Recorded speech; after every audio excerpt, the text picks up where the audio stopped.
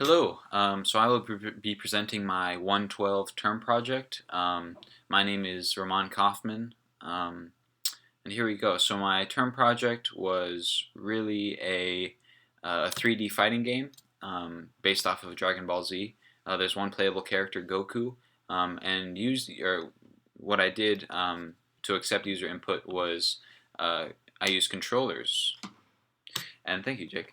So just normal controllers, USB connected, and I used Pygame to accept the input, and then send it off to Panda 3D where I accepted that input and did actions accordingly. So going into the code, so we'll just start it up here. Jake will be my fighting assistant. So there are lots of controls, well not lots, but they're just so basic punch, kick, character super blast or super move. In this case, a Kamehameha wave. You got right thumbstick to move the camera, left thumbstick to move the character around, R1 to move up, R2 to move down in terms of flying or floating, whatever you wish to call it. L1 to reorient the character, L2 to reorient the camera, because sometimes things can get pretty crazy in 3D, especially when you have absolute control over the camera. We'll just begin here. So I'm the top screen, Jake is the bottom screen. So you see me flying around here. You can also see that the movements, or like how fast I'm moving relative to my max speed, does determine which frame of the animation is playing. So as I go faster, I move more, in whatever direction. So, here I'm just barely moving forward, so you just barely see that, barely moving to the left, and then all the way moving to the left, things like that. And so I just toggled lock on to Jake, so I'm locked on to Jake. So wherever Jake moves, my character just follows him. So you can see that. It also works so if Jake were to be stationary, so I'm still top screen, so I just like go in circles around him essentially. So that's the lock-on mechanism. So I'll just punch Jake a little bit. I hope Jake doesn't mind. Do you mind, Jake? Not at all. Thank you.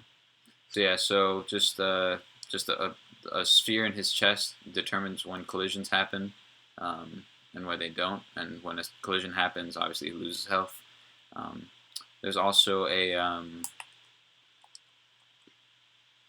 Kamehameha wave, the super move I was talking about. So if Jake is stationary, then the Kamehameha wave will just hit him head on. I'll go a distance just to show that it does calculate trajectories well.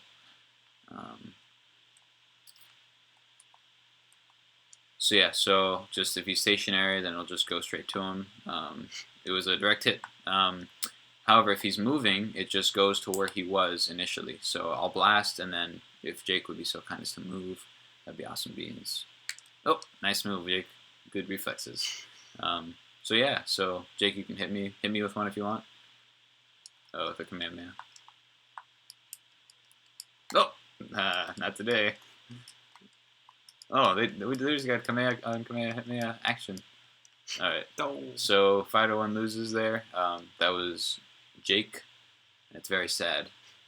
All those animations you saw. Actually, I'll just show you a quick functionality there with. So we can play again if we wish to. There's a pause menu. It works. Controls. Return to game. It doesn't accept user input when we are, in the pause menu, or you can return to main menu. So that's all good stuff.